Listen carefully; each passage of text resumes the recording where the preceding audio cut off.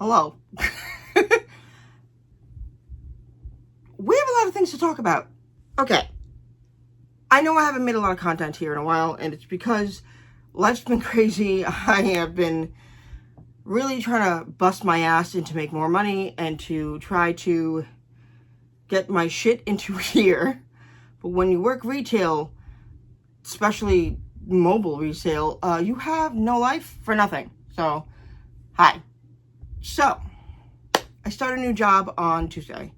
It is the weekend of Labor Day weekend, and I'm excited. I will finally become the thing I've always wanted to become, which was an interpreter for the deaf. This job fell into my lap from my previous employment, from someone who worked there, and is helping me to get this job. And I got it. I don't know how the fuck it happened, but it did. It will free up my time to make more videos, free up my body to feel less stressed, and free up a lot more time to make music and get back into what I've been doing before I first moved here. So this is the thing. Aside from the dream career, I'm now in the process of finding my first home, like a real home. Now, the place you guys saw me in prior on my TikToks and on my videos was in Maryland, but it was a trailer.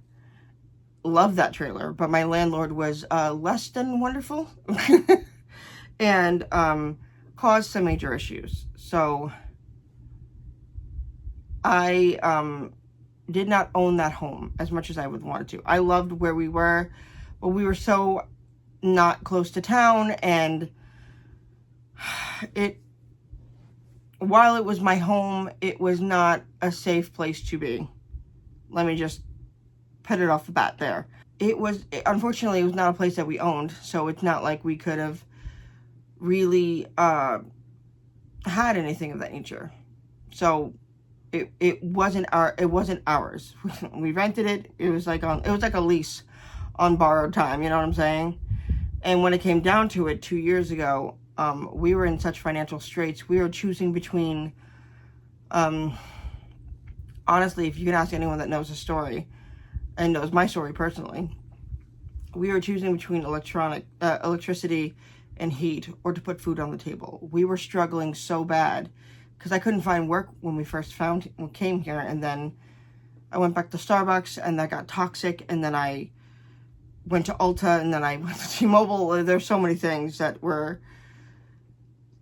I mean, I left it, I can probably say it now, but it was one toxicity place after another, with the exception of T-Mobile. And we were struggling before I got that job working for T-Mobile. I had picked myself up from the bootstraps, and I ended up saving us in a way, but we couldn't afford, nor was it safe to us to stay there. So my best friend Natalie from here moved us into her home, and it has been the greatest thing in the world. It's like, for me, when I would watch Friends on TV, I always hoped and dreamed that would be my scenario. Turns out I am living with some of my best friends. We do everything together, adventures, birthdays.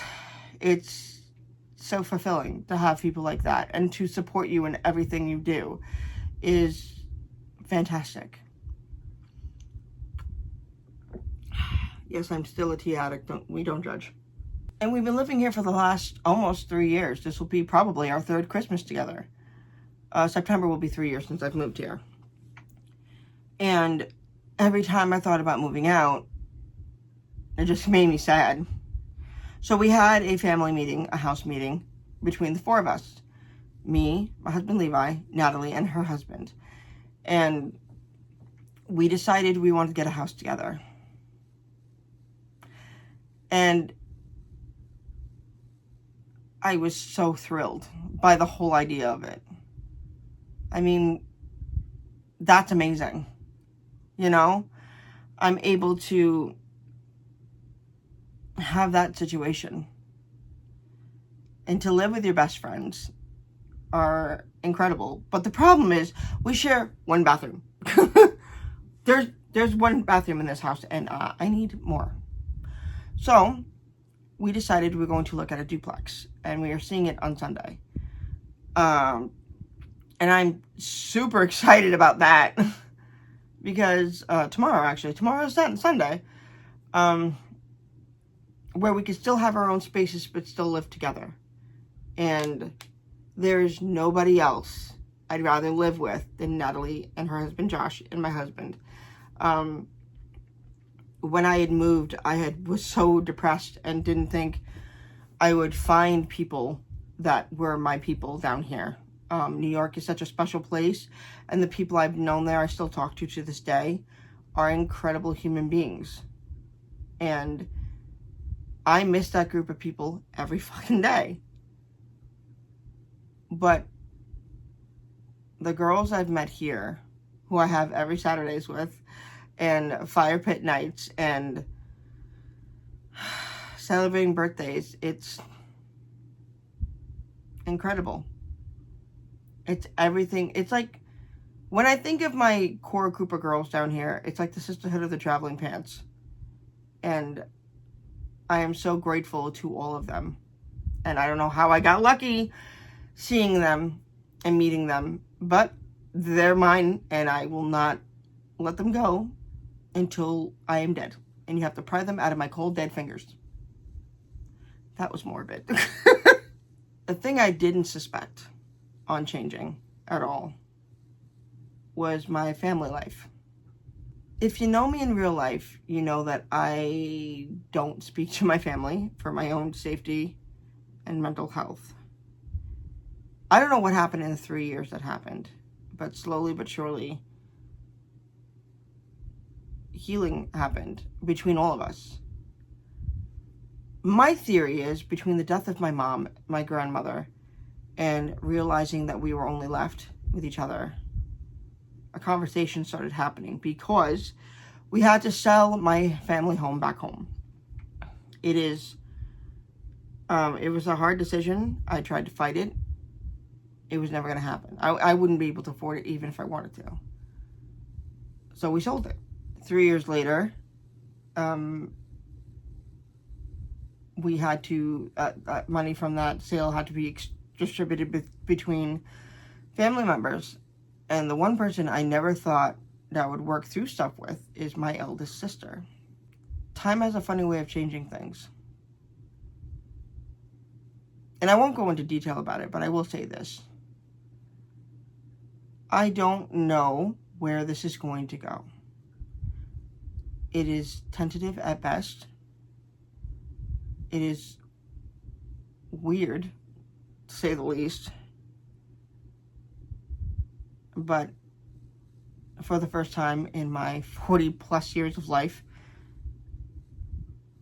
I think there might be hope.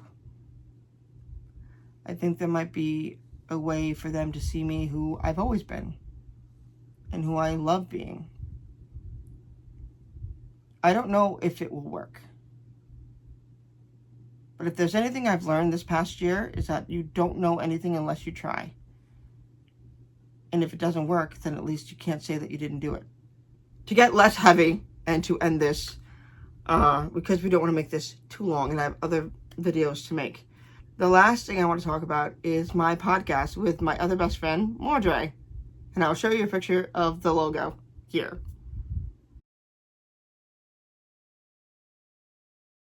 Yeah. This is, I know you all know this. This is my third attempt at doing this. But, say third time's a charm, and it's working out really well. We have 5 episodes up. It's called Deaf and Delulu. D-E-A-F. Yes, because I'm the deaf broad. And Mordre says some really crazy shit half the time, and it just makes sense. So, there you go. We are a variety podcast. We are a humorous podcast. We are 2 girls just trying to live through life, getting through it at the moment. And there are such amazing things happening that I am so excited about. I am planning our seasonal episodes. I'm the one running all of it. I run our social media. I run our podcast in general. We just had both of our birthday episodes. Both me and Madre are 2 weeks apart in birthdays. And I'm super excited for what's going to happen. We talk about our lives, shit that scares me. Every month we watch a horror movie to make her feel better and to get me into horror. We figured this would be a great way to discuss certain things. Our first episode was the funniest thing I've ever heard in my life. But I'm biased. And we have a segment called the Lulu of the Day, which is basically talking about it's a 10-minute segment about, unfortunately, the world and the administration that we are living through right now. And it is important to talk about these things, but I don't want to down anybody down, because you can get it from other podcasts that are doing it. The Jam is a political podcast that does very good about that.